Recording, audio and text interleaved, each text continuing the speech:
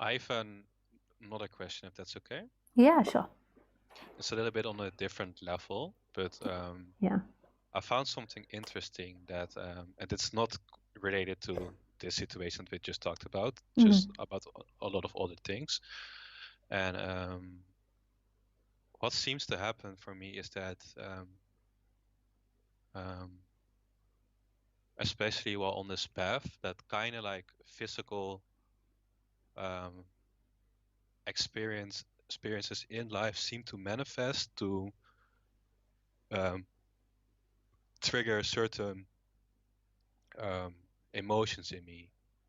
And I'm not saying it's absolutely true, but after like 2 years of practice, this is something that seems to be happening. I don't know if it's really the case, but it seems.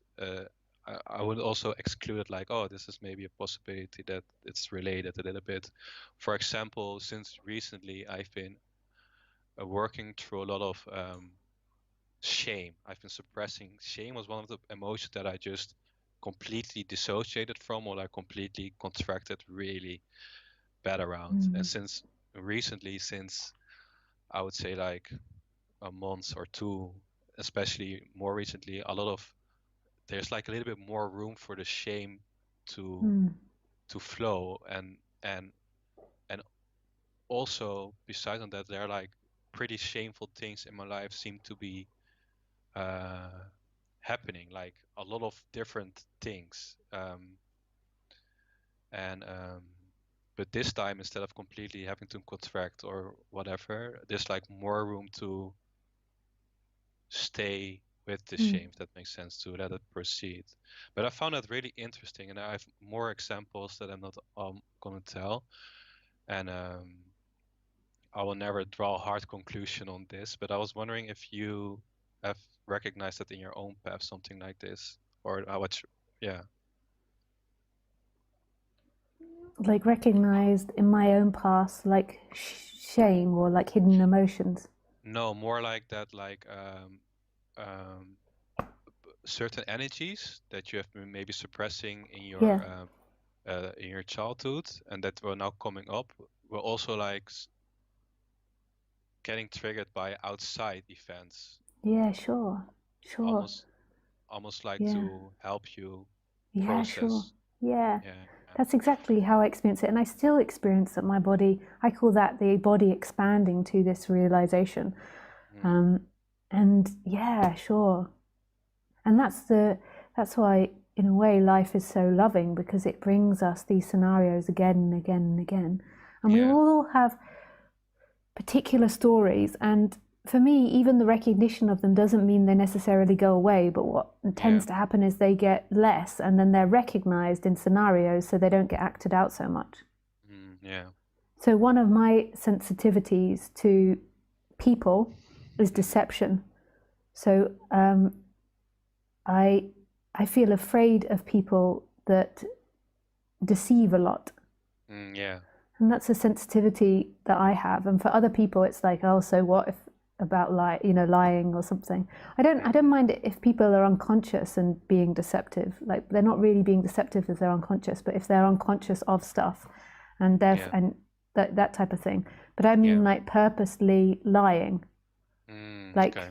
like so, um, like if they said they were going somewhere and then they lie about that, or Oh yeah. or like lie to you about how they feel, or Yeah. like, I mean, it's to an extent, because if they're doing it in an unconscious way, I really don't mind. Like sometimes people lie about how they feel because they can't really register what it is they feel. So that doesn't trigger me. But when people purposely lie, Yeah. like that to me feels very scary in other humans. And it's a trigger from childhood. It's like something that appeared in childhood repetitively. And Yeah. so what I found, ironically, is that I met a lot of liars in my life. Yeah. Yeah. Yeah. And and I had to, see that again and again and again. And now I know that I'm very triggered by it. And I know all the signs that happen in my personality when I begin to feel that feeling with someone. And before, when I was younger, I used to try to get them to tell the truth. That would be one of my games that I would play. Yeah. Like to see if I could get them to tell the truth. Yeah. And like doubting myself, like, are they lying? Are they not? Like this type of game. Yeah. And now, like when the feeling arises, I trust my body in that. I don't feel that I'm necessarily right, but I trust my body feels that about the other person, and I express that. And occasionally I might get into a battle with someone about whether they're lying or not, but I tend now to not go into that argument with somebody. Like, so that tends to not occur. What tends to occur is just an honesty about it scares me. Yeah. And that to me feels like being really I don't know what to say. Like it feels really like being yourself. Yeah. Like really being authentically yourself. Like so rather than trying to prove they lie or trying to get them to admit it. Yeah. Like there is an admitting, I feel afraid because I'm a feel that you're lying, or I feel that you might not be telling the truth. Not saying you are not telling the truth. Like we don't know that until we have proof. We don't know that, but I feel afraid now. Yeah. And not like and it's just really simple, and that's really beautiful conversation. It's not like I'm making higher, and I am saying I'm better than you or I am right. Yeah. It's just the truthful vulnerability of being human. It takes a lot of work, and it's very rare that people can be, because it sounds really simple. In my experience, at least, it sounds really simple to just say, "I'm afraid that you're." Yeah. I'm feeling afraid that you're, because I feel like you're lying. Yeah. And I maybe that I wouldn't say I feel like you're lying. Like maybe put it a bit that there is some dishonesty here, or something. I might not say that you're lying, like, but and you're right. It is really difficult because the other person isn't necessarily going to respond and say you're right. There is dishonesty. There is a good chance the other person will be like, "How dare you say that?" Like, "How dare you accuse me of that? You're crazy. You're mentally ill. I'm not lying." Like, all these whatever. Like, that's a paranoia, or that's because of your past. That's trauma. Like, so there's all types of things the other person can respond, and it's taken years to experience that again and again. And so if that comes up, I can stay in that truth and say, again, I'm feeling afraid. Like, I understand that's what you're feeling or seeing at this moment, but I feel afraid. Not go into wobbling to try to prove they're lying in order to justify what I feel. It is really difficult. Like it is. It is because it's like really staying in yourself and staying in what you feel. Yeah. And I feel like by that also you can also, it's kind of like, and it's beautiful if someone is receptive as well, and that they also feel like they have room to also respond honestly to how that you're saying that.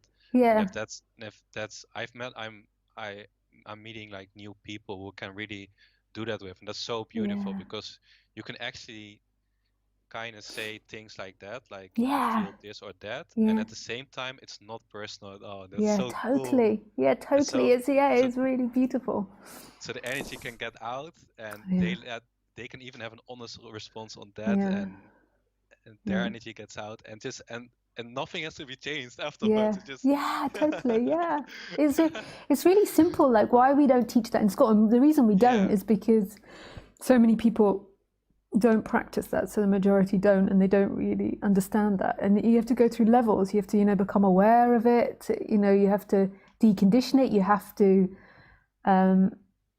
take out charge of the emotion. So whatever charge is in the emotion, so that you don't like, and it's beautiful.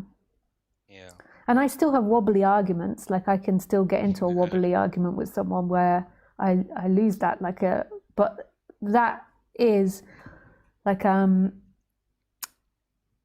something that presents itself more and more and is really beautiful on the human level. Yeah. And there really is no right and wrong in that. There isn't somebody that's wrong. It's not that if somebody's lying, they're wrong. The reason they're lying is from trauma in childhood, just like the reason I'm feeling afraid of their lying is because of trauma in childhood. It's so impersonal. Yeah. It's not like one is right over the other. The lying can be dangerous because it can cause a lot of danger in people's life, like if you're around or with a liar. But it's not, their response is exactly the same place as what you come from as well. Or, I feel like we're also moving a little bit to a place that this will be like more accepted. Like besides totally. all the doing we're doing. Yeah. Because I've been like through a long period of I've been like doing the first 21 years of my life. I've been doing and going way too far over my limits. And then I got really depressed, had to lay down, got into spirituality, and that was my pure surrender phase. I was only going letting letting feelings come up, like letting the only things I did were like things that came out up naturally. And now what seems to happen, but there was like no structure in that. It was only like complete surrender, which was really beneficial. But now it seems to be, I've reached like a point where there's like more a little bit of balance of like a little bit of direction and structure, and in the context of also letting everything happen. If that makes sense. Yeah, beautiful. Yeah, well, I remember, like, I meant to say this when you brought it up, but on my website, if you go to the reference page, there is some books on shame. Like so I just thought that you might be interested because that's what comes up for you now at the moment.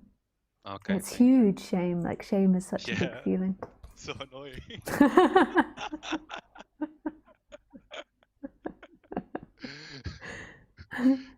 Thank you. With pleasure. your Lovely time. to speak with you, Hans. Thank you.